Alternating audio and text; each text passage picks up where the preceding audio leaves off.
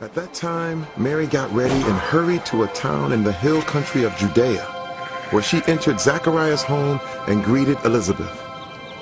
When Elizabeth heard Mary's greeting, the baby leaped in her womb, and Elizabeth was filled with the Holy Spirit. In a loud voice, she exclaimed, "Blessed are you among women, and blessed is the child you will bear. But why am I so favored that the mother of my Lord should come to me? As soon as the sound of your greeting reached my ears, the baby in my womb leaped for joy.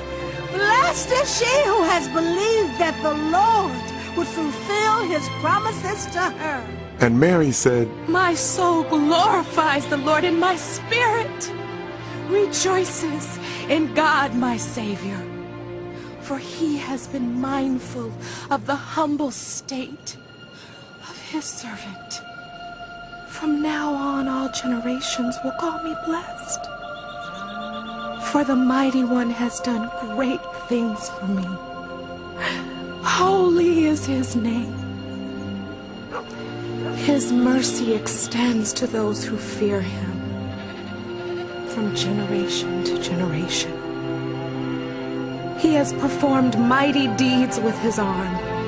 He has scattered those who are proud in their inmost thoughts. He has brought down rulers from their thrones, but has lifted up the humble.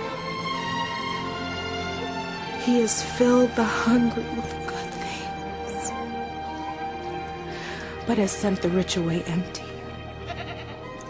He has helped his servant Israel, remembering to be merciful to Abraham and his descendants forever, just as he promised our ancestors."